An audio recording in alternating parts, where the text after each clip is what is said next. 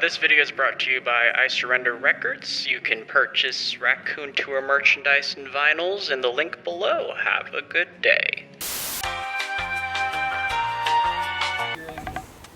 What makes us a song?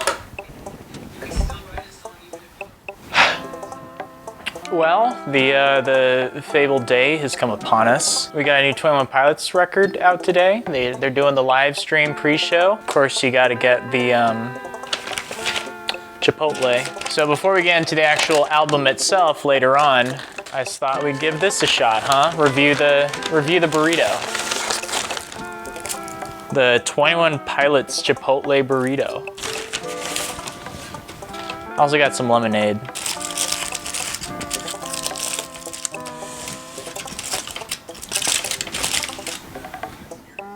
That's a burrito. I don't know what I was expecting. A little stuck to the wrapper there, we're good. Happy Twin Pilots Day, Dad. That's actually pretty good. Yeah, I don't mind that.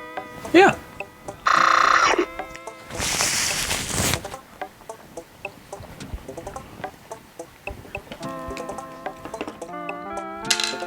I do have some thoughts.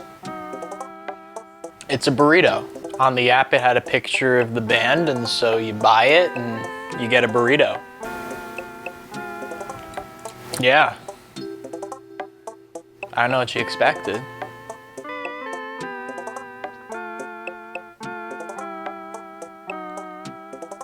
On with the video.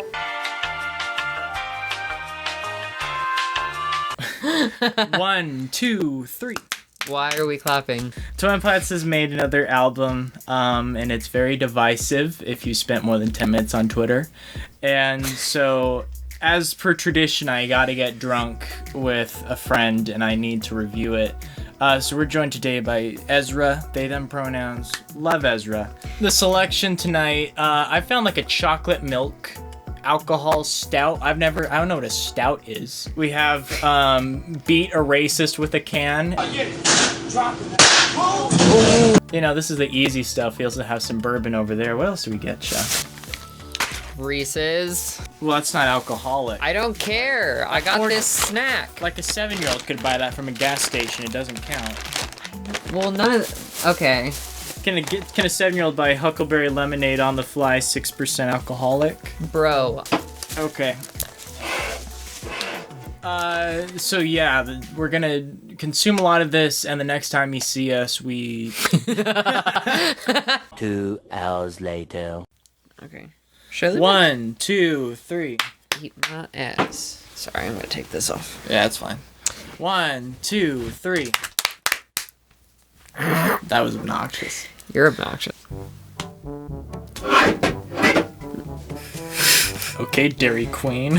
21 Pilots! Scaled and icy, Clancy is dead. Hold on, wait, who's Clancy? I don't have time to explain to you. Holy Scaled and icy. It was good. You thought it was good? Yeah, like I said, it's the type of album that you would like throw on a road trip. You're not thinking about it too much, and you're like, okay, so I'm you're saying with it's a dumb album? Honestly, my opinion doesn't mean anything. Yeah, you know it's not Ezra's lame, it's Nate's lame. Scaled and Icy comes out at a really interesting point where Tyler Joseph said in an interview that he was trying to turn like Blurry Face Trench to like a trilogy kind of thing. Make sure that's not blocking your face. So COVID-19 happened, and then Tyler Joseph was stuck in his studio all by himself. He didn't have Josh Dunn there. He did have a screaming child, yeah. Rosie will do that, I imagine. Oh, that's her name? Kid. Yeah, that's her name. You are really out of the loop, bro. Do you think I follow 21 Pilots as a 21-year-old adult? If you still listen to 21 Pilots after 17, you're giving up a little bit. What I imagine what this album is just him kind of messing around with all the presets on his DAW, his digital audio Wait, that workspace. kind of sounds like his, No fun intended kind Yeah. of? Yeah. You know, where he's by himself just f***ing around doing shit. It doesn't sound like that, Absolutely. but it's the same idea. It's just, is it a 21 Pilots album? Yeah. Because, you know, I guess we should go track by track. The album opens up with Good Day, which I think is freaking incredible. That's the one that goes... Dun, Yeah, it's a good song. Yeah, great song. 21 Pilots always absolutely nails the opening, and this is no exception. I think the lyrics are some of the darkest they've ever done. The song is like him imagining if his wife and daughter died, and he's like, one of the stages of grief he thought he would go through is like total denial. Everything's fine. This is fine. And so that song is kind of him in that mental state. It's just, I think that concept is undermined a little bit by some of the lyrics. And what he says, you know, lost my wife and lost my child. Homie just sued me. And I'm like, bro, your wife just died and you're talking like a 15-year-old on Twitter. Like, yeah. Fucking drummer just sued me. Josh Dunn just lawyered up out of nowhere. Josh darn it. Just embrace the misery of this. The maturity of it. Like, you don't necessarily, like, I know that there are trends in pop, but you don't necessarily have to add this, like, intrusive happiness to things, you know, where you're uplifting it. Just go for it. Don't add lyrics to kind of be like, okay, but this is up here. When you're talking about something depressing, just fucking go for it, man. Just make me sad, man. Really want to emphasize, this is still a phenomenal song. Yeah, it was a really great song. I wish the rest of the album was like this, because to be fair, the album really didn't blow me away like past releases did. Moving on, we have Choker. Choker is, I know it's over, I was born a choker. Ezra here listened to the album for the first time, like 3 times over this past 3 hours. Listen, bro. Capitalism. Choker was kind of interesting because people either love it or they hate it, and more people hate it than love it. I liked it. I liked it too because I thought it had an interesting storyline. Something really interesting. I'll hit on this later with No Chance. The chorus goes, I know it's over, I was born a choker, nobody's coming for me. That's really important. You remember that. Yeah. I'll tie that back later on. You guys remember that. Nobody's coming for me. Nobody's coming for me. Nobody. Which he's wrong. Choker, I like the sound palette of it. I think that Tyler's lyrics are a little shaky. Joseph. I think that Tyler's Joseph is a little shaky. I think that Tyler Joseph's vocals are a little shaky here. Okay, yeah. Yeah, and sometimes I can be a little off-putting, but here it is really in your face and that's gonna throw some people off, like Brad taste in music. That's the one with the chorus where it slows down and it's just big and vibrant and arena rocky. I'm like, listen, that's cool live, but I'm not watching it live. I'm listening to it on my phone on my car radio. Mm-hmm. What was I saying? I can't remember. Listen, the chorus should have had a little something extra because it's just so bare bones. Yeah. It's just not enough. It's okay. It's fine. The verse, the bridge, the outro is all fine. It's fun. I like it. I like the sound palette. It just doesn't nail the chorus. Okay. And the chorus is an important part, so I gotta knock a lot of points off for that. Oh, definitely. Overall, I liked the track more than I disliked it. It's just the chorus really could have used some love. Shy Away. I remember pretending to poop at my job in the bathroom stall with my secret Bluetooth earbuds, listening to that as it came out, and I was like, oh my god, it's good, it's good, it's good. I even put this track on a playlist that I made for my significant other. No balls. Damn. Yeah. Like, I don't need to tell you, Shy Away's great. It is fun. It was a really good single to put out before the album. It was good because it tricked you into thinking the album was going to be great. Yeah, it just really introduced you to the color palette and that kind of thing. The whole like album cover, I really like. Trash the Dragon. This is my favorite Tone Pilots aesthetic. I like this better than I Face. fucking loved it. Trench, even It's great. Vessel. The art direction's really great here. I will admit that it is better than any other one. I thought Trench was probably the weakest. That was the most obnoxious one. Like, come on, yellow duct tape. At least, like, Blurry Face had some going on that did match up to the songs. Trench was just like duct tape. Go freak out your hardware store. I imagine the cashier's like, why are all these kids buying all this yellow duct tape? I've seen like 19 weeaboos come in. Oh, Jesus Christ. Do you have, like, they're just at the counter, do you have any yellow duct tape? Oh my god. When we went to the concert, like, all of the trench coats and yellow duct tape, and I was like, bro, I'm a little too old for this. This one I could dress like this and feel good walking down the street, let alone going to a show. The palette is so nice. So number 4 is The Outside. Listen, this one didn't really do a whole lot for me. A lot of people really like this song because it's very groove influence. It's just what I look for in 21 Pilots is evolution in their sound. Here's the thing. Vessel was incredible. Like, Holding On to You, like, compared the bridge, like, entertain my faith. If I played that for you and I played you the opening verse, you'd be like, what the frick? Is this the same song? I like it when their songs evolve. That's kind of the formula they laid down. Is they're so dynamic and so diverse and so interesting in that aspect. This album really lacks that. You really start to see it in The Outside. You know, it has a really cool rap bit at the end. I did like that. But it was kind of anticlimactic given everything else. And when you start to get into the middle of an album, that's not what you want. You want to keep that energy kind of going, especially if you start with something kind of depressing. You want to at least have a wave. You want to kind of go up, maybe down if that's what you're going for. Down. I don't know shit about music, so these are just my opinions of being a dumbass idiot. Dude, music doesn't exist. Your opinions are just as good as mine. We've agreed on almost everything so far. Yeah, we're pretty... Yeah. I'm gonna bleep every F word you say. Fuck. The Outside, like, it's grown on me a bit. I don't dislike it like I used to. It's just, it really could have used a kick in the pants. It's mid. Like a Lane Boy kind of thing, where it just like, come on. It's like Lane Boy was mid until you get to that real crazy blow up at the end.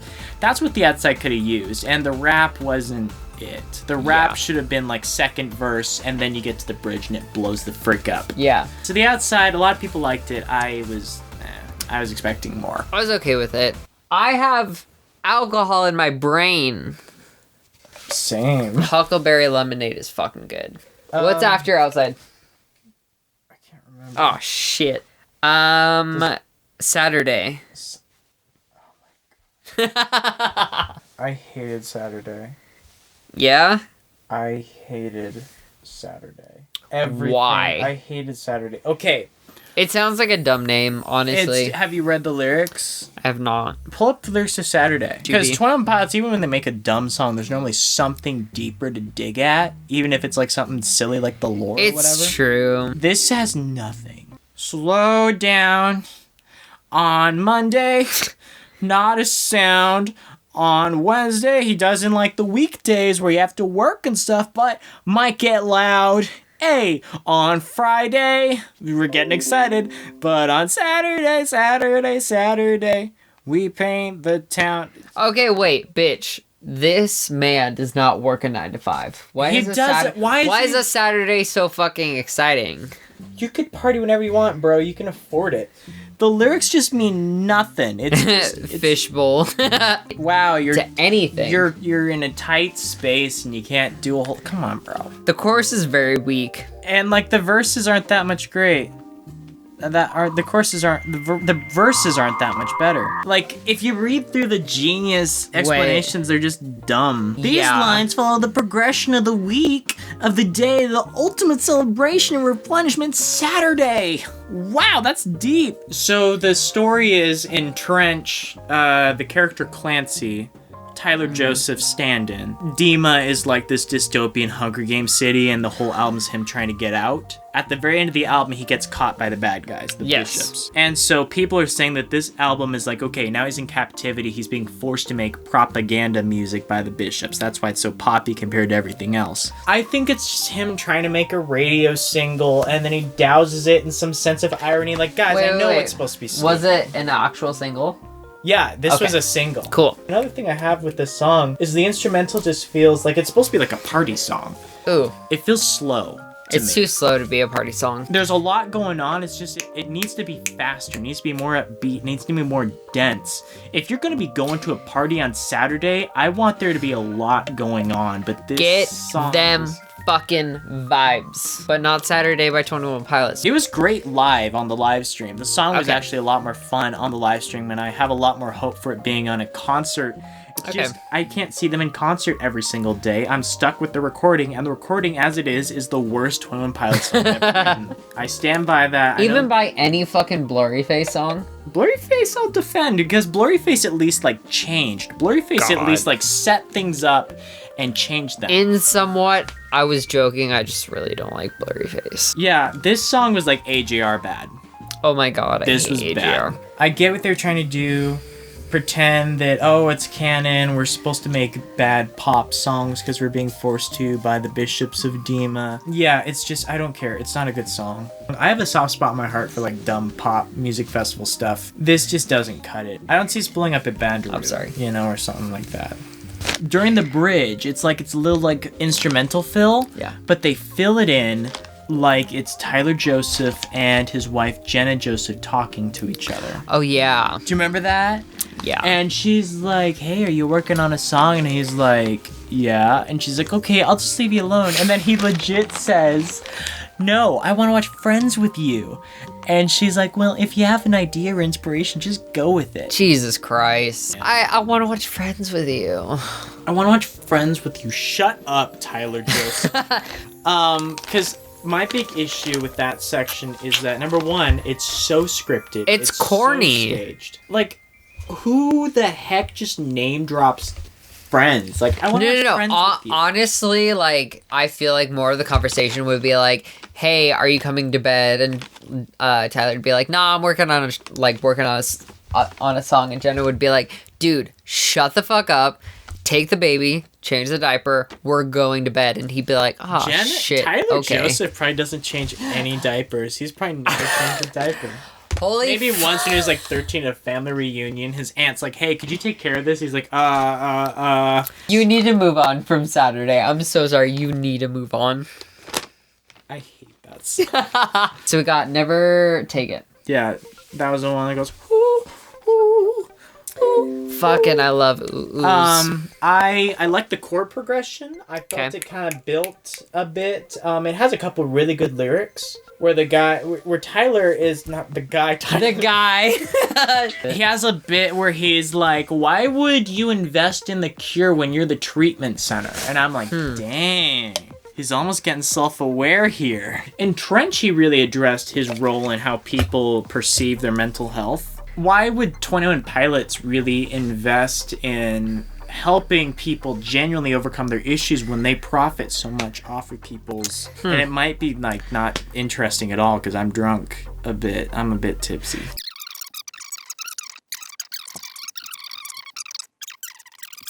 The track's essentially a very paranoid and shallow observation of the media.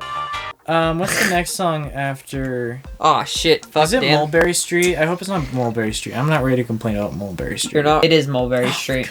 That's the one that sounds like Big Shot by Billy Joel. Sounds like an old Navy commercial. I'm gonna shut the fuck up at this point. I don't know what I'm talking about. Mulberry Street has the really steady drums and piano. Mm-hmm. It's just my issue with it is its energy is like this. Just straightforward. It just doesn't change. Doesn't change. The thing about Twin Pods is that they go like this, and they're interesting and fun, and you're like, oh, I skip ahead 30 seconds like it's a whole new song. Oh, yeah, definitely. Mulberry Street is just Mulberry Street. Huh. It felt like a one-off idea for like a verse or something, but not like a full song with verse, chorus, bridge, outro. It wasn't fleshed out. It shouldn't have just sustained a whole song. Yeah. It was just too reminiscent of other songs. It didn't change. It just was steady. It bored me. Okay. Like, even at the end, they introduced trumpets. Like, okay, this is the big finale. This is the big payoff. We have trumpets.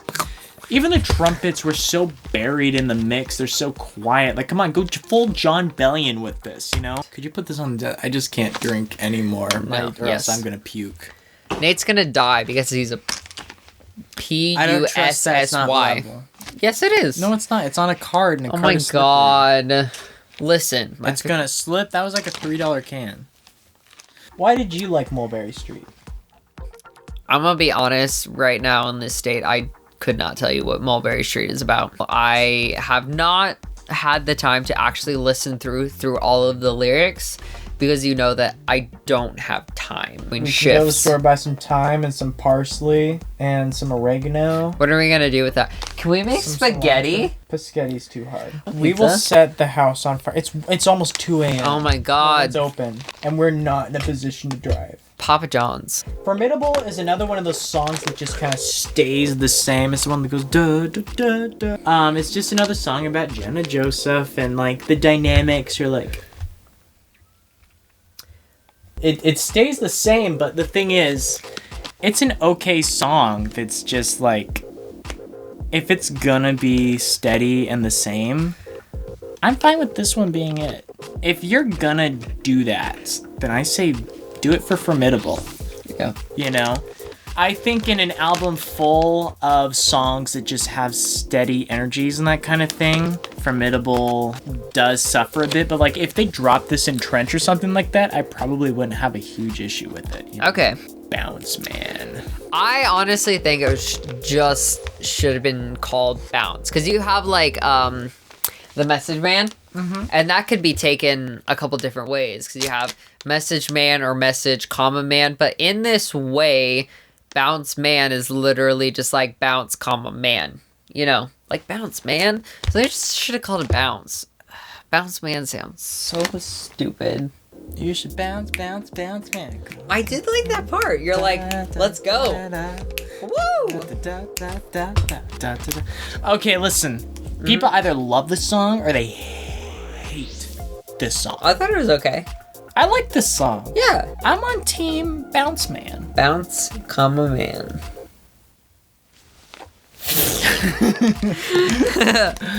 What if you puked right there like the Exorcist? I just came forward and puked. I don't care. I will come out. I am pro Bounce Man. I like this song. I don't like it sounds like a nursery rhyme. Yeah, I frick with nursery rhymes. I like Bounce Man. I like this song. It had a good energy, brought me back to Vessel, Blurry Face. It was a Regional good best. mix Yeah, it was of fun. everything before. You know what it reminds Blurry me of? Face. What? Coconut, sharks in the water. No! Those are my thoughts on Bounce Man. I liked it. Eat my butt, Brad tasted music. This is boring music that I would never listen to, right? I will name drop Brad tasted music in every video. So when I was first listening to this album, I was like so underwhelmed. At this point in the album, Okay. when I was first listening, I was like, listen, this has been really underwhelming so far. I need this album to bring it home right now. You can see me losing hope in the live reactions. Yeah, we said that we kind of like went like this, and we've continued to just hit a straight and I was line. just like, come on, this has been such a blah album. Yeah. And then No Chance comes out of nowhere, and you're like, whoa. If you drag this and dropped into Trench, you wouldn't notice a gosh darn thing. Okay. I really like that one. That's the throwback to Choker, right? Yes. So in Choker, the chorus is like, nobody's coming for me. But in this, they're like, we've come for you. Like, we are here. Yeah. We have come for you. Yeah. You have no chances. Oh boy, like it's a lore heavy one. I like the transition between like the heavy stuff and then it just immediately goes down to the soft simpy stuff. It was really cool. I mean, to be fair, it kind of does sound a bit like a UFC commercial and a bit. And they even reference it. I'm a menace in the octagon. I'm infamous in the octagon. I don't believe that Tyler Joseph is infamous in the octagon.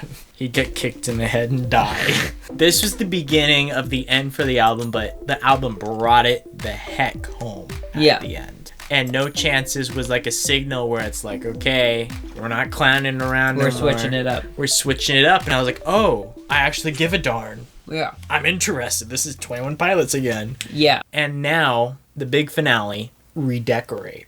You fucking love that song. I think that's one of the best 21 Pilots songs ever written. Yeah, you told me that. I think it's one of, if not the darkest 21 Pilots songs ever written. It's pretty fucking intense. Do you know what the storyline behind the song is? No.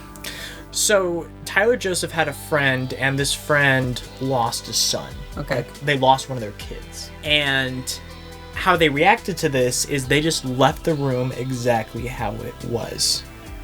Oh.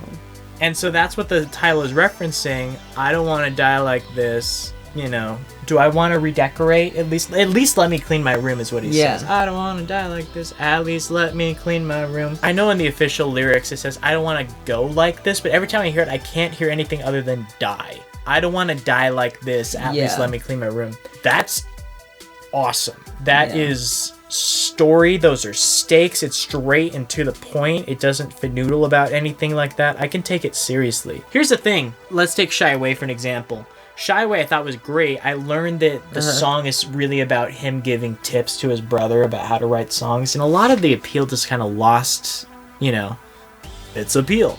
Yeah. I was like, oh, I thought it was something like cooler than just, yeah, bro, this is how you make a song. And that kind of made the song a bit lame for me. But when I learned what Redecorate was about, it was a lot cooler.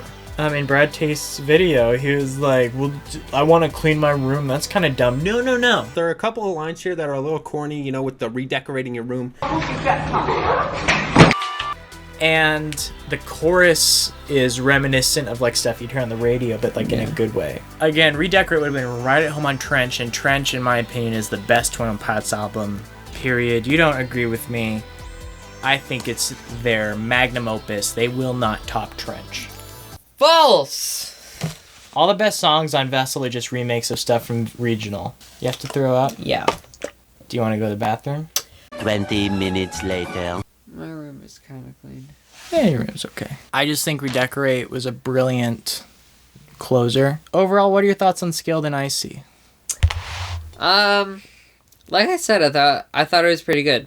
Like, again, just throw it on during a road trip and just fuck with it for 30 minutes and you put something else on. Lyrically, some of the songs are pretty fucking good, but I think it's just a general album that you would just kind of like absent-mindedly listen to. I do get that. It's just that for me is a criticism I have of it. Yeah. Because I don't listen to 21 Pilots to just zone out. I listen to 21 Pilots to be like, oh. Well, me with Vessel. If they put something out like next that actually achieves something with the vibe that they want to go with and what they continue to try and do, then like hell fucking yeah, but they keep kind of missing the mark. So that brings me back to the finale bit. I gave the album a 6 out of 10. Like that's a little above average because the last two songs just knock it out of the park. If they weren't there, it would definitely be a mid album, just like a straight 5. You know? The thing is, in an interview, Tyler Joseph said that he had like 2 albums ready to release, like 2 very different albums. Yeah. And I imagine that this album was like the kooky, silly, fun one, and I think he has a Trench 2 up his sleeve. If they release a Trench 2, I will forgive Scaled and Icy 100%. I was a little harsh on it when I first reviewed it on like my Twitter and stuff. It's really not all that bad. You know, just compared to their discography, what I've come to expect from them is just kind of a step down. It's just, it's the Tyler Joseph show. And it would have been a much better mixtape, would have been a much better solo And we all project. know how that goes, because Panic at the Disco is it's a Brendan Urie solo project. You know, it's a really mixed album. If they release something after this, awesome. If not, I'm gonna be a little salty. How do you feel? What would you rate it on a scale of 1 to 10? Maybe like a 7. 7? That's good. Yeah. Like I said, I'll give it a 6. Yeah, cool. So I'll see you guys. It's just a tradition. I always have to do a drunk 21 Pots review whenever they release something new. Listen, this album's growing on me, okay? It's getting better every time I listen to it. I was really harsh at first, but it's getting better. Just a vibe. Okay. But this one was kind of underwhelming, first impressions. Anyway, I'll talk to you guys later. Who? What are you doing? High five. Hell yeah. Support Ezra. What do you want me to plug? My Instagram is fear of I can just put it on the subsisting. screen. Oh hell yeah. Boom. I make art. It's fucking sick. Boom. Good stuff. Yeah, and if you pay me appropriately, I will be fucking happy. $500. Boom. Cool. And I'll plug me. Kinky. Jesus Christ.